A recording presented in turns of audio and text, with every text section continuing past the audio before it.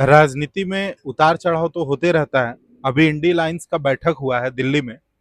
इंडी lines का मतलब आप लोग समझ रहे होंगे कि विपक्ष में जितनी भी पार्टियां हैं, एनडीए में जितनी पार्टी है, उसको छोड़कर जितनी भी पार्टियां, जैसे टीएमसी हो गया, समाजवादी पार्टी हो गया, कांग्रेस हो गया, है ना, आरजेडी हो गया, सारे दलों का बैठक इंडी अलायंस का हुआ है। तो सरिया क्षेत्र में कांग्रेस के एक जाने माने चेहरे के रूप में कमल शर्मा जी को माना जाता है और इनका एक सम्मान भी है इस क्षेत्र में। तो इनसे कुछ दो चार सवाल हम पूछ रहे हैं और आप लोग भी अपना राय कमेंट में जरूर दीजिएगा। सबसे पहले तो आपका स्वागत है। आपसे सबसे पहला सवाल ये है कि राहुल गांधी बंगाल में जब चुनाव लड़ते हैं तो टीएमसी से अलग होकर लड़ते हैं, लेकिन इंडिया अलायंस के बैठक में फिर देखा जाता है कि भाई राहुल गांधी भी शामिल हैं और ममता बनर्जी भी शामिल हैं। तो ये विरोधाभास कैसा? ये तो ऐसा है कि ये तो अलायंस तय करती है, अलायंस तय करेगी, आगे सोचेगी उस पर। लेकिन वो तो विधानसभा का चुनाव पश्चिम बंगाल में रहा है, लेकिन ये अलायंस जो है आज का नहीं, ये चला आ रहा है। अलायंस यूपीए हो या आज ये जो गठबंधन है नया अलायंस जो भी हो, इसमें कुछ लोग छूटे भी होंगे, कई गठबंधन छूटे भी होंगे, कुछ जुड़े भी हैं। तो ये तो आगे की रणनीति पर लोग विचार करेंगे इस पे।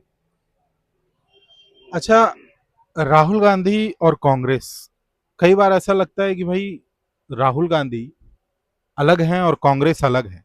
आपको ऐसा लगता है कि इनको अलग माना जाए या एक ही सिक्के के दो पहलू हैं? क्योंकि जनता में अक्सर ये देखने को मिलता है भाई, अगर राहुल गांधी नहीं होते, कांग्रेस का नेतृत्व किसी और के हाथ में होता तो बड़ा जबरदस्त तरीके से कांग्रेस को लाभ होती। आज जो कांग्रेस की स्थिति है वो नहीं हो पाती। तो क्या लगता है, आप इसको कैसे देखते हैं, राहुल गांधी और कांग्रेस को? ऐसा है कि सबसे बड़ी बात तो ये कि पहले तो पार्टियों से बड़ी देश है, पहले तो देश है, उसके बाद पार्टियां हैं। ये तो लोगों को भी, बड़े जो लीडरशिप है उनको भी ये चीज़ का ध्यान रखना चाहिए, चाहे वो किसी भी दल की बात हो।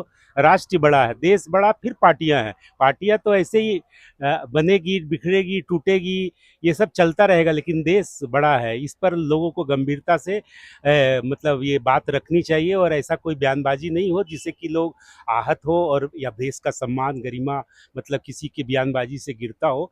तो इसका खेद मेरे को भी होता है। नहीं, मतलब स्पष्ट तरीके से मैं नहीं समझ पाया। मैंने तो सवाल पूछा आपसे कि जिस तरीके से नदी की दो किनारे होते हैं, एक तरफ मुझे लगता है कांग्रेस है और एक तरफ है राहुल गांधी, आपने इसे ट्रायंगल रूप दिया, आपने इसे राष्ट्र को इसमें जोड़ा। राष्ट्र तो खैर राष्ट्र है ही, राष्ट्र किसी भी सीमा से परे होता है, हमारा देश तो महान है ही। लेकिन मैं कांग्रेस और राहुल गांधी, कहीं ऐसा तो नहीं है कि राहुल गांधी की वजह से कांग्रेस को क्षति पहुंचती है? राहुल गांधी जी के बारे में मतलब वो क्या कहा जाए, मतलब वो हम समझते हैं कि ये कभी कभी ऐसा लगता है शायद वो बहुत बड़े कांग्रेसी विचारधारा या कांग्रेस से जुड़े लोगों की का राय मशविरा पूरा वो शायद नहीं पढ़ पाते हैं, और इस तरह की बातें आती है। तो इस पे तो भाई वो बड़े लोग को सोचना चाहिए कि इस तरह का नेतृत्व तो है इनके पास में, लेकिन इस पे बहुत और भी हैं इनके अलावा, उनको भी इस मामले पे गंभीरता से विचार करके, राहुल जी तो है ही, लेकिन थोड़ी कार्यशैली पर इनको अपने पे सुधार करना चाहिए और आगे बढ़ना चाहिए, और क्या कहें। बगोदर विधानसभा का क्षेत्र में कांग्रेस का जो वर्चस्व है वो बिल्कुल नगण्य है। इसके पीछे कांग्रेस कहाँ चूक गई? केंद्रीय समिति या जिला समिति या राज्य स्तर पे कहाँ चूक हो रही है बगोदर विधानसभा के क्षेत्र में?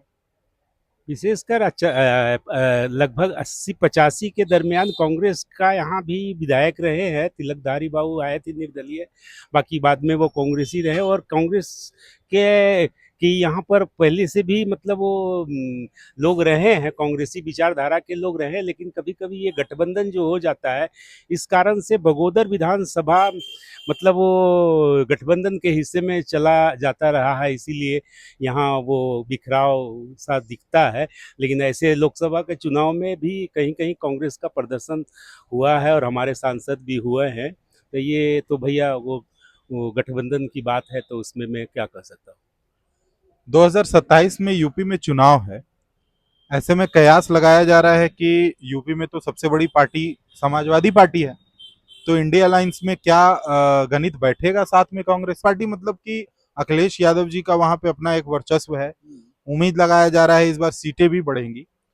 तो इंडिया अलायंस में तो सभी विपक्षी दल एकजुट हो ही रहे हैं बीजेपी के खिलाफ, एनडीए के खिलाफ।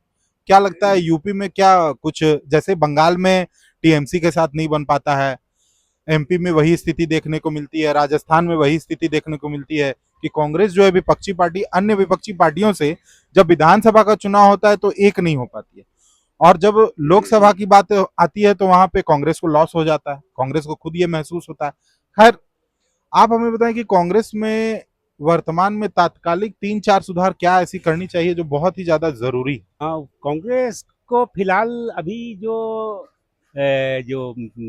गठबंधन है, तो हम समझते हैं कांग्रेस को अपनी पार्टी के लिए मतलब कि देशव्यापी स्तर पर तमाम जो हमारे कांग्रेसी रहे हैं जो आज पार्टी में नहीं है, या एक आह्वान होना चाहिए तमाम पुराने कांग्रेसियों जो कांग्रेस से गए लोग हैं, कांग्रेस को बड़े स्तर पे मतलब उनकी घर वापसी पर मतलब एक अभियान चलाना चाहिए और कांग्रेस को मजबूत करना है।